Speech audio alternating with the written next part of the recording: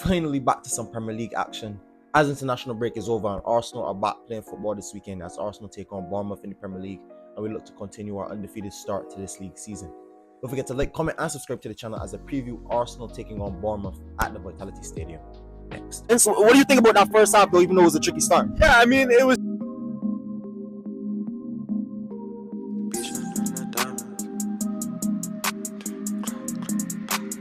So yes, people, if you like anything Arsenal related, don't forget to like, comment, and subscribe to this channel. We're on the road to 1,000 subscribers. I have fan content on this channel. I have player analysis, player comparisons, player breakdowns, Arsenal breakdowns, and everything Arsenal related here on this channel. So if you like anything Arsenal, anything to do with Arsenal, don't forget to hit the like button, hit the subscribe button, and join the family.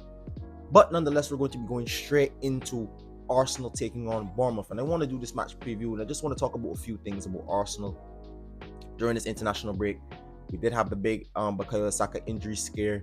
We did have a few players stay back from international break, like Kai Havertz with a knee injury apparently, but it's clear that he'll be fine. Same thing with Partey as well. They said he had a sickness. What do we think will happen with those players? And also, what do I think will happen with Gabriel Martinelli, who is a bit of a dope with a muscle injury, picked up for Brazil in I think the first friendly they played. I don't think that all of our players have like significant injuries, especially like the likes of Bukayo Saka. It's clear that Bukayo Saka will be fit and ready to play. Same thing with Martinelli. I don't know if Martinelli will be fit and ready to play, but I think Martinelli will be in the squad most definitely. What do I expect from this game? I think that's probably the big thing to talk about. The last time out at Bournemouth, Odegaard got off the mark. Kai Havertz got his first Arsenal goal. Bukayo Saka scored a header. Same thing with Ben White. I think it was a 4-0, 4-1 victory. I think we won that game in the green kit. To be honest, that kit grew on me as well. So, and season before that, we had the Saliba breakthrough with the Saliba wonder goal and the pink kit and the vibes and the sun. So Bournemouth over the last 2 seasons has been a good ground for us to go and play good, get points, and really express ourselves. Hopefully that's the case this weekend. Probably won't be as warm and as polite as the last 2 seasons, but nonetheless, I think we should be ultimately good enough to get the 3 points.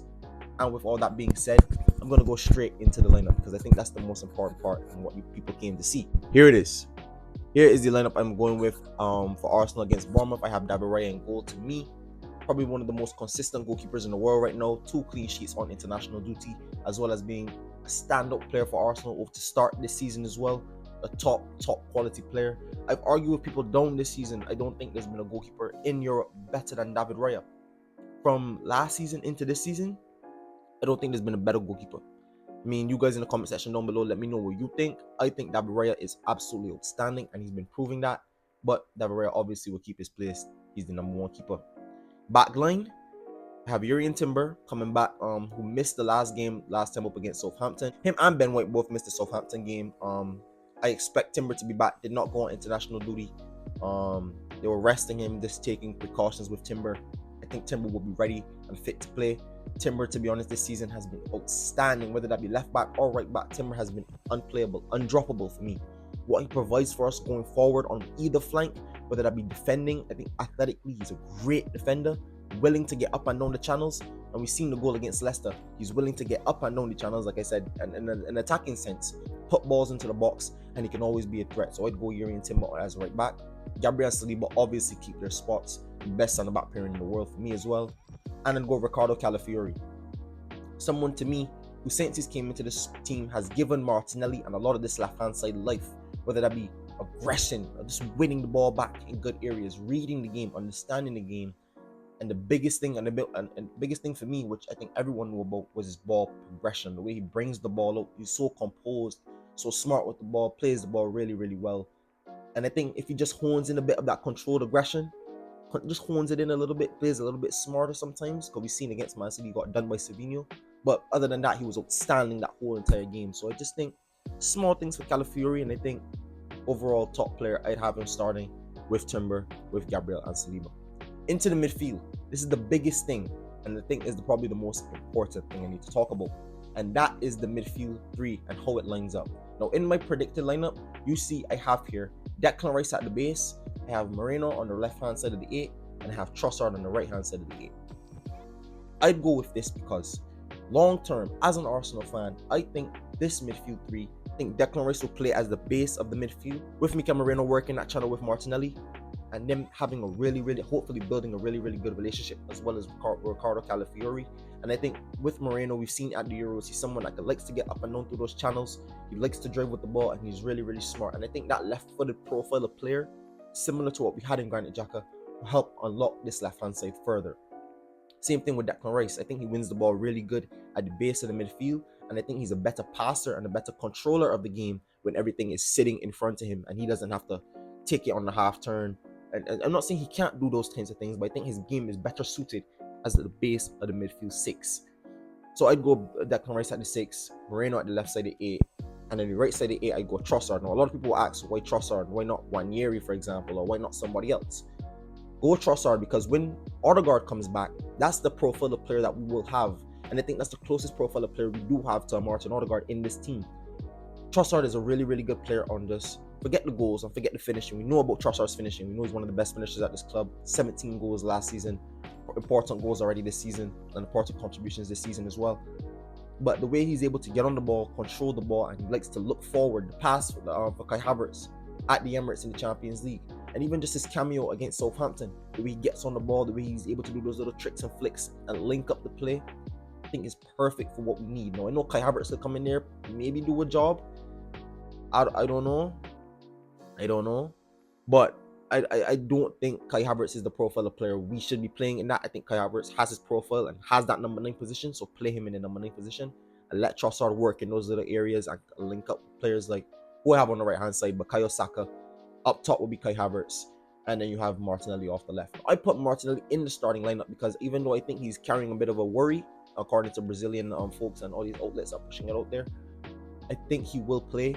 He was named on the bench for Brazil's second game. He didn't play. He was an unused sub, which could be something potentially. He didn't have to leave the camp and go straight back to London. It's something like we've seen with Bukayo Saka. So it seems to be a bit of a precaution. Maybe just to take him out, give him some rest. Maybe it was a message from Arsenal down to the Brazilian FA to let them know that, Martinelli might be carrying a bit of something.